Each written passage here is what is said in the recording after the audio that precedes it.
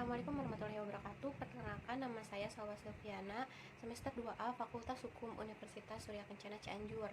Di sini saya akan mereview materi pertemuan ke-10 yang didoseni oleh Profesor Dr. Hajah Heni Nur Aini SHMH beserta dosen asistennya yaitu Dr. Muhammad Rendi Aridayandi SHMH. Tadi beliau menjelaskan tentang kesalahan atau pertanggungjawaban pidana.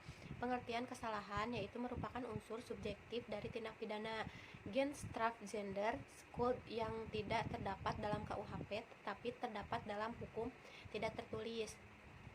Kesalahan adalah keseluruhan syarat yang memberi dasar untuk adanya pencelaan pribadi terhadap perbuatan pelaku tindak pidana. Dalam arti yuridis dibagi menjadi dua, yaitu kesenjangan, dolus atau objek, yang kedua ada kealpaan atau culpa. Dalam arti sempit, kesalahan sama dengan kealpaan. Unsur-unsur kesalahan yaitu ada 3, kemampuan pertanggungjawaban, adanya hubungan batin antara pelaku dengan perbuatannya, yaitu yang berupa kesenjangan atau kealpaan. Yang ketiga yaitu ada tidak adanya alasan pemaaf.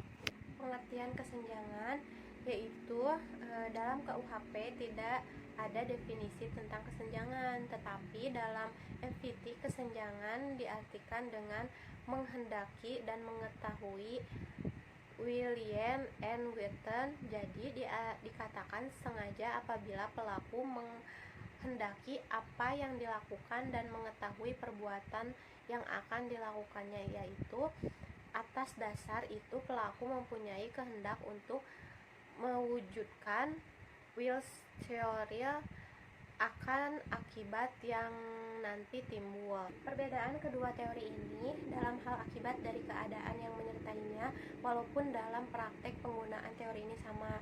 Corak atau kesenjangan dengan maksud bertujuan untuk mencapai tujuan, yaitu bentuk kesenjangan yang paling sederhana di mana perbuatan pelaku ditunjukkan untuk menimbulkan perbuatan yang dilarang dari pelaku menghendaki perbuatan tersebut beserta akibatnya. Yang kedua, kesenjangan dengan sadar kepastian.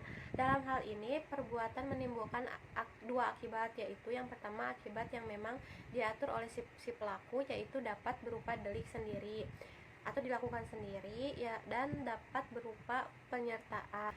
Yang selanjutnya, akibat yang tidak dikehendaki tetapi merupakan keharusan dalam mencapai tujuan, sehingga akibat itu pasti terjadi. Contohnya, si A hendak membunuh si B dengan menembak pistol, sementara B sedang duduk di balik kaca restoran. Penembakan tersebut terhadap B pasti akan memecahkan kaca milik restoran itu. Terhadap pecahnya kaca dan kesengajaan dengan sadar keharusan dari pelaku, pasal 406 KUHP. Yang selanjutnya, kesenjangan dengan sadar kemungkinan atau bersyarat ada keadaan tertentu yang semula mungkin terjadi kemudian benar-benar terjadi. Contohnya arrest Quetart di kota Huizen, negeri Belanda. Yang selanjutnya ada teori apa boleh buat. Dalam teori ini keadaan si pelaku terhadap perbuatannya yaitu yang pertama ada akibat itu sebenarnya tidak dikehendaki, bahkan pelaku benci atau takut akan kemungkinan timbulnya akibat tersebut.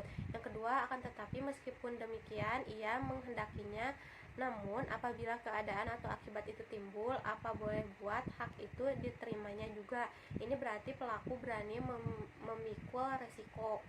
Sekian yang dapat saya sampaikan dalam pertemuan ke-10 ini. Mohon maaf jika ada kesalahan. Terima kasih. Wassalamualaikum warahmatullahi wabarakatuh.